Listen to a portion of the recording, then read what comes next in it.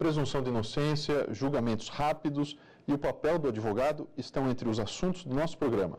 Veja quem são nossos convidados de hoje. Fábio Tofique, advogado, presidente do Instituto de Defesa do Direito de Defesa e especialista em dogmática penal e política criminal pela Universidade de Salamanca.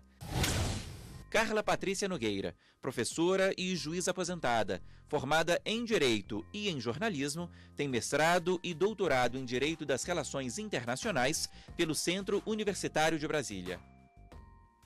E vamos começar falando sobre o que é o direito de defesa e qual o objetivo. Ele é um elemento quase inato à existência humana. O direito de se defender, o instinto de defesa, ele é parte da própria existência humana. E nos estados civilizados, o direito de defesa, ele é um instrumento extremamente importante na preservação da presunção de inocência. Enquanto não se implementam todos os meios de defesa garantidos em lei, você tem um réu presumidamente inocente. E o direito de só ser considerado culpado após o exercício de todos os atos de defesa e após, portanto, o trânsito em julgado de um processo, de uma ação judicial. Essa sua fala me remete a uma ligação que eu acho que é muito interessante.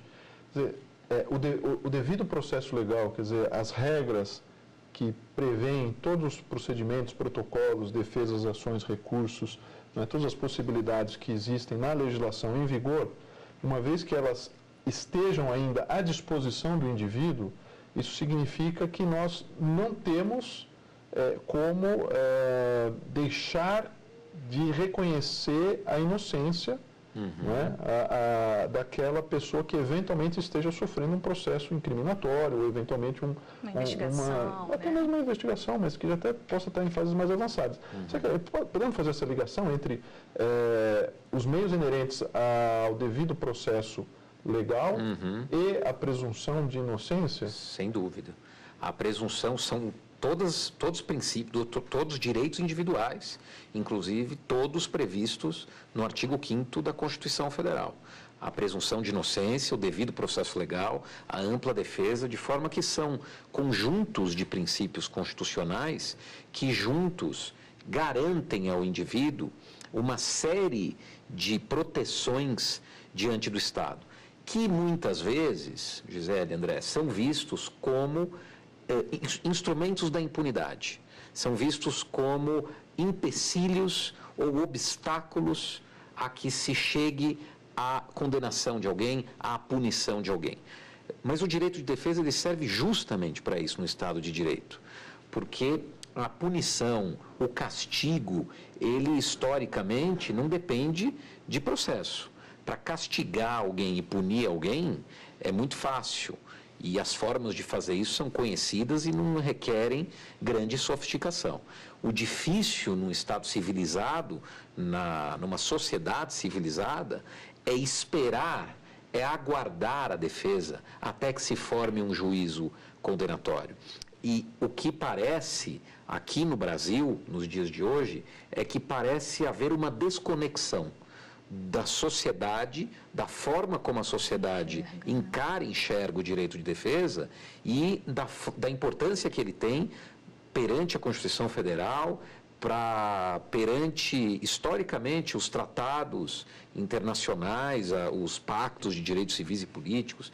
Então, no momento em que isso acontece, você vê o processo criminal ser deturpado e o direito de defesa ser solapado por medidas travestidas de cautelares, mas que, na verdade, são punições antecipadas para uma sociedade sôfrega, para uma sociedade ansiosa por uma punição e que não consegue aguardar o trâmite regular de um processo e exercício regular do direito de defesa para depois, então, punir o acusado. É um certo descolamento, né, Gisele, como dizia o Fábio, um descolamento entre o direito de defesa como um elemento civilizatório, né, e duas coisas que me parece que estão se unindo mais e mais na sociedade moderna. Um é a celeridade, essa ansiedade, né, de que a sociedade atual sofre, E outra, de outro lado, é esse desejo que tem se expandido cada vez mais de ver punições, condenações sumárias e o mais rápido possível, que se formam rapidamente juízos.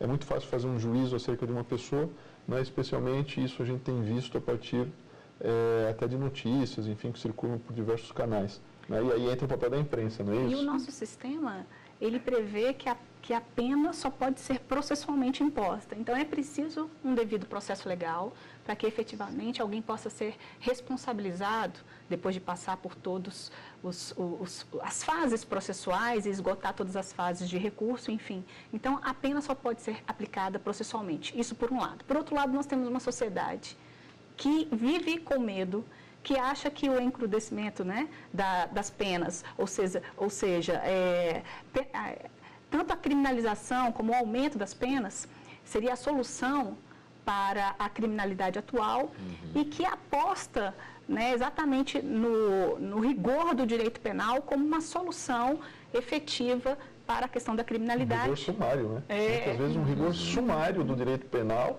atingindo diretamente as pessoas, e aí, no meio do caminho, a gente tem a imprensa. Exatamente, que na verdade acaba fomentando, Às vezes acaba fomentando esse pensamento nas pessoas. Eu acho que esse fomento por parte da imprensa tem a ver, e é com isso que eu me debato sempre que eu estudo imprensa e judiciário, já que eu estive nos dois lados, que é a diferença de timing, né? O tempo da imprensa é um, e o tempo do judiciário, das leis, da própria Constituição é um tempo diferenciado. E a imprensa responsável, não há dúvida, ela precisa noticiar. Eu acho que nós evoluímos um pouco, bastante até, em relação à linguagem na imprensa, quando ela se preocupa em dizer que alguém é suspeito, que alguém está sob inquérito, mas deixando entrever que isso não significa necessariamente uma condenação. Mas, de outro lado, nós temos, não há dúvida ainda, uma parte de uma imprensa irresponsável que condena antecipadamente. Isso é que eu acho que precisa ser combatido e aí sim, com mais rigor, né? Essa irresponsabilidade. E até parece que está surgindo um outro fenômeno que, por vezes, até a imprensa parece tentar verbalizar aquilo que um tribunal supostamente virá a decidir. Não é como se fosse uma antecipação daquilo que, por certo, ele viria, quando, na verdade, a gente sabe que isso tudo depende de uma série de juízos, elementos, fatores de prova, não é, que não podem ser necessariamente antecipados. Então, por vezes, parece que a imprensa quer também se proteger, tentando usar isso como voz, não é, como se fosse a voz de um tribunal antecipando, não é, decisões. Isso também de alguma maneira, acaba distorcendo, né? Sim, com certeza. Mas isso também, André, tem um pouco a ver com a necessidade que a imprensa vem sentindo, notadamente a partir de meados da década de 90 para cá, no sentido de chegar mais próximo da cidadania, do cidadão, em relação ao que faz o judiciário, ao que é o direito, etc. Claro. Então, muitas vezes, nesse afã de traduzir o direito ou a voz do próprio tribunal,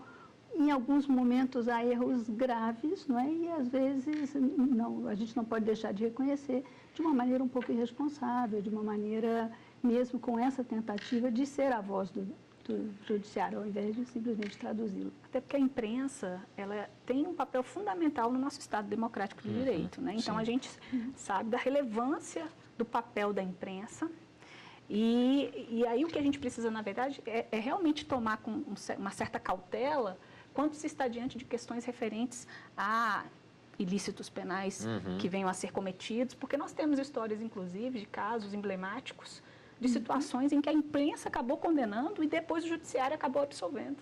E isso é uma coisa que já aconteceu aqui na história do direito brasileiro. A imprensa brasileira, na minha opinião, ela precisa evoluir para um estágio civilizatório ao qual já chegaram alguns países, principalmente na Europa. A gente copia aqui muito o modelo americano, que é aquele modelo de publicidade opressiva do processo penal, de espalhafato, holofotes. A Europa, alguns países da Europa, têm formas muito diferentes de cobertura de escândalos criminais e de processos criminais. Algumas formas de publicidade opressiva, inclusive, são capituladas como crime de abuso de autoridade. Esse abuso de autoridade que a gente tanto reluta aqui a adotar sob a pecha de que estaria se impedindo o trabalho de fulano ou beltrano. São coisas importantes que precisam ser feitas, porque a notícia precisa ser dada, a informação precisa ser fornecida, mas isso não significa que está autorizada o massacre, que está autorizado a fogueira, que está autorizado que alguém seja execrado em rede nacional. Não está autorizado um julgamento antecipado pela mídia. Não está autorizado que se faça proselitismo de uma acusação. Uma coisa que é muito questionável, eu recebi aqui um ano atrás um professor catedrático da Universidade de Pompeu e Fabra, em Barcelona, no mesmo dia em que alguns membros do Ministério Público davam uma coletiva de imprensa contra um acusado, figura extremamente importante aqui da política nacional. E com aqueles flechas e powerpoints e focando na pessoa de uma forma que assustou esse professor. E ele me perguntou o que eles estão fazendo. Eu falei, eles estão apresentando uma denúncia. Ele me disse o seguinte, ele falou, se estivessem fazendo isso na Espanha, estariam presos.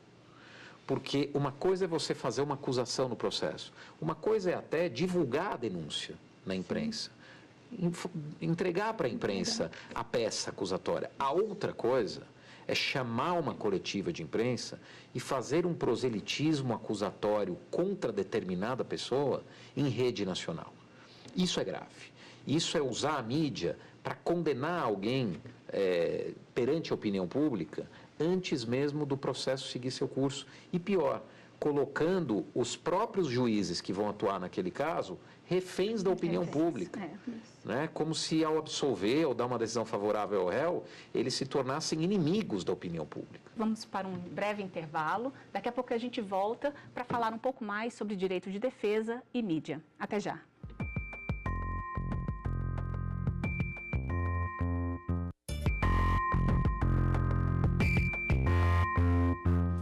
O Reflexões já está de volta e fala hoje sobre direito de defesa e mídia. Como o direito de defesa protege a sociedade, Tawfiq? Olha, o direito de defesa, ele é muito mais uma garantia individual do que um direito coletivo. Mas é evidente que a percepção que o cidadão muitas vezes não tem é de que garantindo o direito de defesa ao outro, garantindo o devido processo legal ao outro, como o André falou no bloco passado, nós estamos, na verdade, intensificando aquela rede de proteção que protege a sociedade dos arbítrios do Estado. Sim. E essa rede de proteção, ela serve a todos. Ela serve a todos. O cidadão, normalmente, ele não percebe que ele um dia pode ser vítima do abuso do Estado. Ele um dia, ou alguém próximo a ele, pode ser vítima de uma acusação indevida.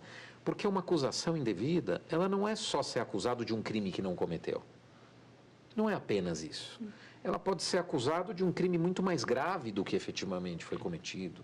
Ela pode ser a aplicação de uma pena muito maior. Ela pode ser a desconsideração de um motivo importante. Ela pode ser a não avaliação do conjunto probatório da forma como ele tinha que ser feito. Então, e tudo isso só pode ser bem avaliado se houver um bom exercício do direito de defesa. Então, respondendo a tua pergunta, eu acho que o que falta é justamente a sociedade entender que o direito de defesa que se garante a um réu, a um indivíduo, é, na verdade, uma proteção de toda a sociedade. A gente vê muitas vezes, puxando a sardinha para o nosso lado da advocacia, a gente vê muitas vezes o Ministério Público dizer que eles são os defensores da sociedade. Não é verdade. Os defensores da sociedade é a advocacia. O Ministério Público, ele representa o Estado e ele persegue o indivíduo.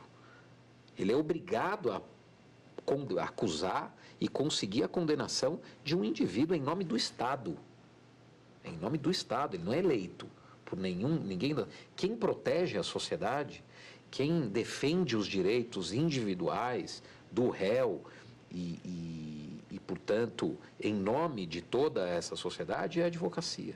É importante a gente ter isso em mente para que a gente não delegue inconscientemente e de forma assodada e entregue esses poderes da sociedade a pessoas que aparentemente queiram ser porta-vozes deles.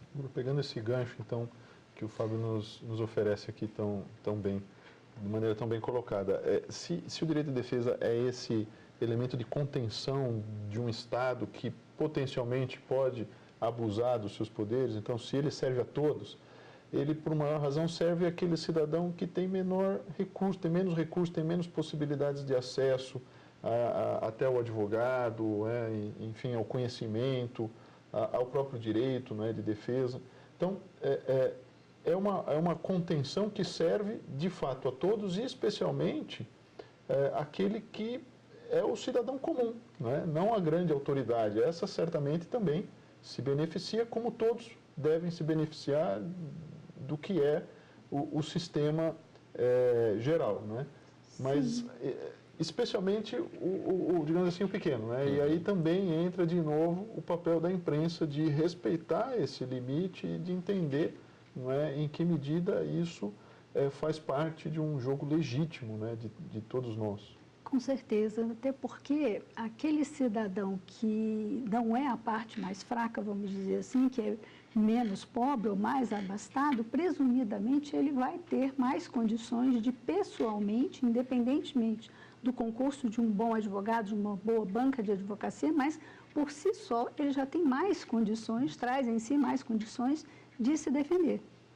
E eu concordo plenamente com você quando diz que o cidadão mais pobre, mais distante da própria esfera de poder, com certeza a ele serve mais o direito de defesa. E, infelizmente, muitas das vezes, a imprensa distorce essa presunção, dando a entender que o direito de defesa é uma prerrogativa, ou é uma regalia, um privilégio dos mais fortes, A gente está começando a construir uma cultura que me apavora um pouco, que é a cultura de que absolver alguém ou considerar que alguém é não culpado significa necessariamente estar do lado de quem é mais forte, de quem tem poder, ou de quem é corrupto, ou de quem fez algo errado. Como se desse a ideia de que não foi feita justiça, Exatamente, ou seja, a justiça está começando a adquirir a ideia, o conceito de condenação, quando não é assim. O juiz corajoso é o que condena, Quando ele condena, nossa, que juiz corajoso. Com a mínima dúvida que paire sobre a cabeça de qualquer magistrado, qualquer juiz, ele, ao contrário, ele deve absolver, porque, como o Fábio bem colocou no outro módulo, no outro bloco que a gente conversava aqui, a presunção é sempre de inocência, ou de não culpabilidade. E o sistema todo é projetado nesse sentido de privilegiar o direito de defesa, Existe a questão das próprias defensorias públicas para aqueles que não podem, que não têm condições. Então, o próprio Estado garante que será prestada assistência judiciária gratuita para quem não tem recursos suficientes para pagar um advogado para exercer a defesa. O que reforça que não é um privilégio. Essa figura de linguagem que a Carla Patrícia usou foi muito feliz, Não é uma regalia. Exatamente. A gente não pode imaginar que o direito de defesa seja uma regalia de poucos. A gente nasce com esse direito. A gente pode ir além ainda, porque a defesa sempre fala por último, Primeiro é preciso que haja a acusação e só depois a defesa vem para poder combater todos aqueles argumentos, enfim. O princípio também de não ser do silêncio não poder ser interpretado em prejuízo.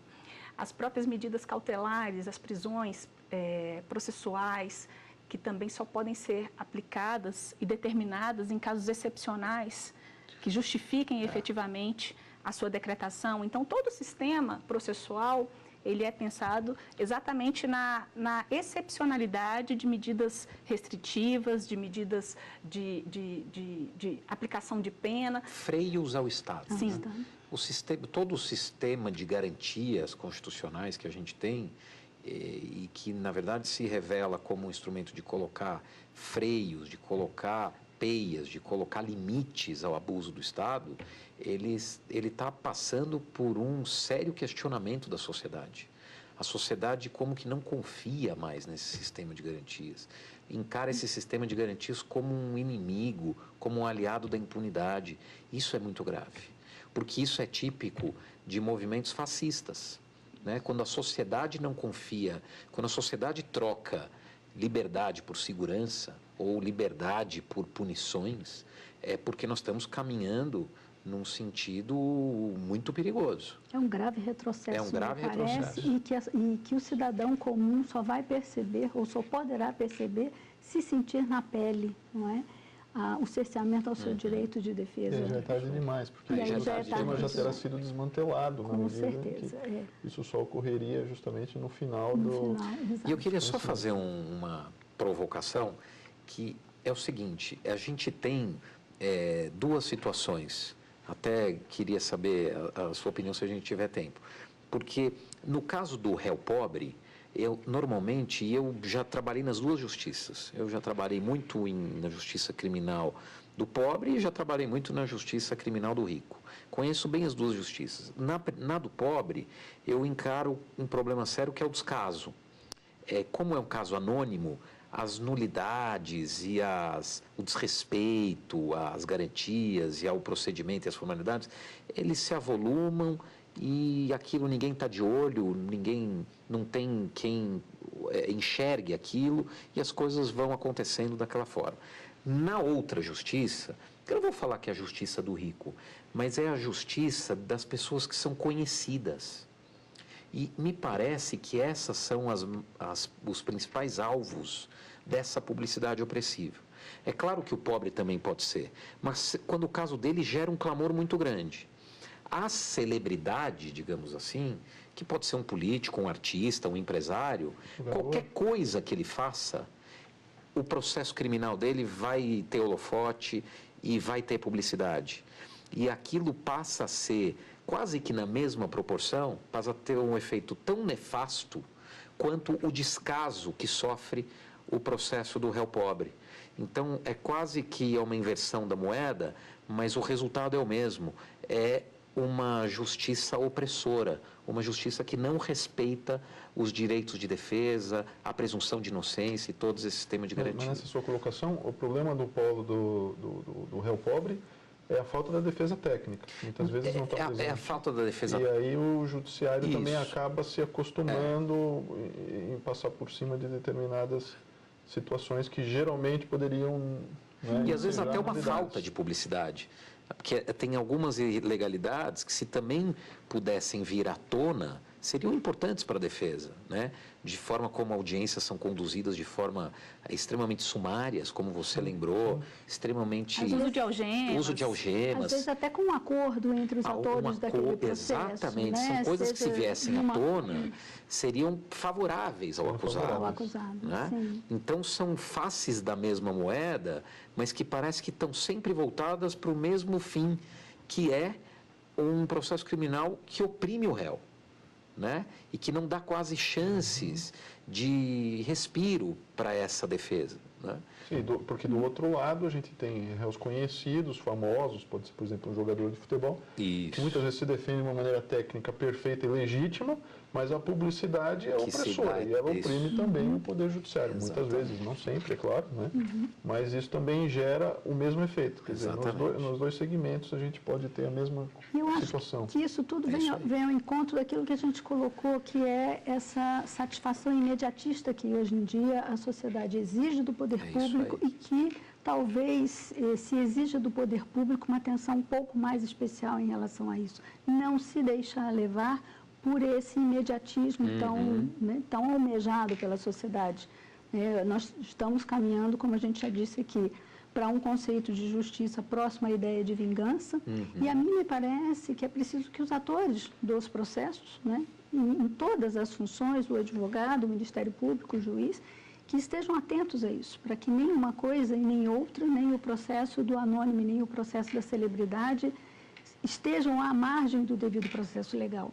Né? Então, acho que se nós tivéssemos esse compromisso como agentes do processo, de estarmos sempre fiéis, né, à ampla defesa, ao contraditório, a todo o regramento do processo constitucional, acho que com o tempo nós daríamos uma satisfação melhor e mais justa, principalmente à sociedade. Daí vem a importância da conscientização em relação à mídia, né? De uma mídia que seja comprometida com a verdade, ética, e que assuma esse compromisso de tratar dessas questões de uma maneira muito mais séria. O Reflexões termina aqui. Você pode rever esse programa aqui mesmo, na TV Justiça, ou no nosso site, tvjustiça.jus.br. Muito obrigado pela companhia e até o próximo Reflexões.